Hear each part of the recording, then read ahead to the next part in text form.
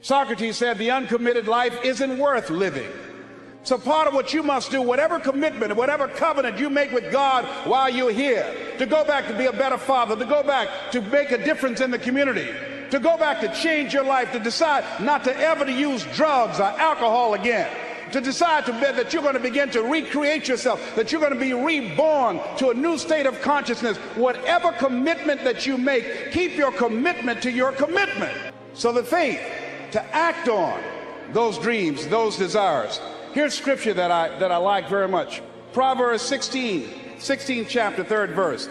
Commit thy works unto the Lord, and thy thoughts shall be established. Commit means to carry into action deliberately. Commit means to make it happen no matter what. Fail and get up. Fail and get up. You always get up. That is a winner. That is a winner. I failed in bodybuilding. I lost bodybuilding competitions. I lost powerlifting competitions. I lost weightlifting competitions. I had movies that went in the toilet and that were terrible and got the worst reviews. And in politics, I remember I had many of the initiatives on the ballot, and we lost. My approval rating in California went down to 28%. And then it went back up again, and they won again the governorship. Hey, we all lose. We all have losses. This is okay. And this is why I say don't be worried about losing, because when you're afraid of losing, then you get frozen. You get stiff. You're not relaxed. You got to be, in order to perform well in anything, if it's in boxing or if it is on your job or with your thinking, is only happening when you relax. So relax. It's okay to fail.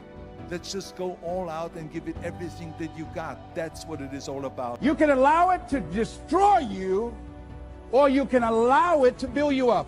We never get to a level where we feel that there's nothing else for us to do, that we've achieved certain number of goals and we figure that we're through. No. You don't want to stay there and celebrate too long like a lot of people do. They do something they consider outstanding. They go around talking about what they used to do. See, let me tell you, I used to do this and I used to do that. Excuse me, used to be's don't make no honey. What are you doing now? You're still here breathing. That means you've got some more to give. Doesn't matter how old you are. Doesn't matter about where you are. Doesn't matter about what you have. Doesn't matter about what you've done. Life is about growing. It's about being productive. It's about stretching. It's about challenging yourself. So you start looking around and decide, hey, what else do I want to do? What got me here? It's a time for celebration, but also a time for reflection. What got me here? What worked? What did not work? What do I need to do to repeat so that I can get the same kind of results in other areas of my life? Suffering is the true test of life. We are all great. No matter if you think you're dumb, no matter if you think you're fat, no matter if you are fat, no matter if you've been bullied, or no matter if you just got back from Iraq or Afghanistan and you have no legs or your arms or whatever, man, we all have greatness. Don't let anything stand in the way of the light that shines through this form. Risk being seen in all of your glory. You are ready and able to do beautiful things in this world.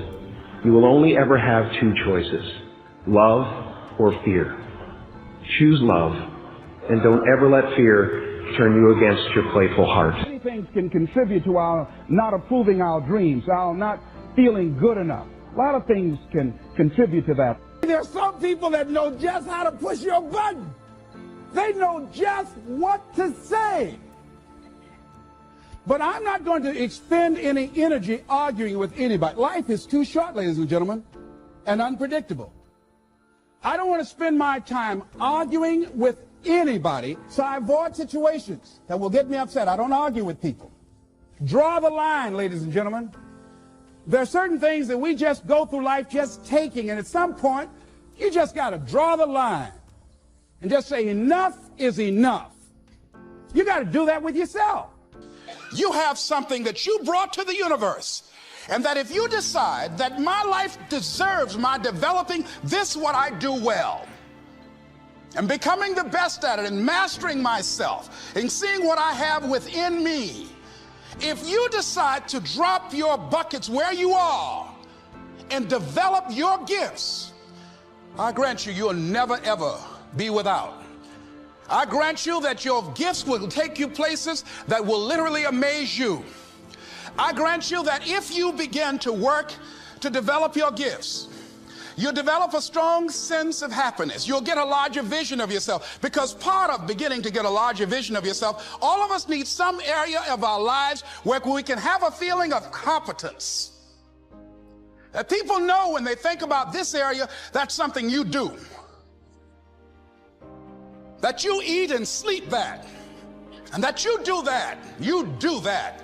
And people know it. And you know it. And you know that you know this. If you don't know anything else, you know this. See, we live in a world where we believe that bad things are supposed to happen to us. I remember at a point in my life, Bishop, when things are going good for me, and I said, this is too good to be true. Something is bound to happen. Guess what? It did. Thou shalt decree a thing that shall be established unto you, and shall accomplish that whereunto it has been sent. Watch your words. Watch what you say about yourself, about your affairs. Be conscious of that on a daily basis. Why? Because your words are powerful. In this era of accelerated change, overwhelming complexity, and tremendous competition, as you begin to develop and expand your skills and your talents and your vision of yourself, you will always be in control of your destiny. The next thing is, whatever it is that you want to do, you want to do it massively. That your talent can provide. That's all you have to figure out. I want to do good. I want the world to be better because I was here. I want my life, I want my work, I want it to mean something. If you are not making someone else's life better, then you're wasting your time. When you wake up in the morning and your life means something to somebody other than you, that you have a purpose. If you don't go do the things that you're going to do, people's lives will suffer. To live in service, not to you, but to live in service to humanity, to live in service to your family, to your church, to your city, to your country, to the world, that is the purest form of joy.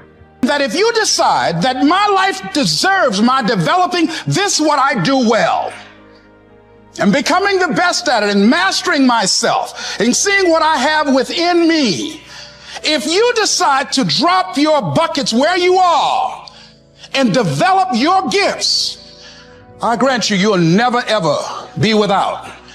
I grant you that your gifts will take you places that will literally amaze you. I grant you that if you begin to work to develop your gifts, you'll develop a strong sense of happiness. You'll get a larger vision of yourself, because part of beginning to get a larger vision of yourself, all of us need some area of our lives where we can have a feeling of competence. That people know when they think about this area, that's something you do. That you eat and sleep that. And that you do that. You do that.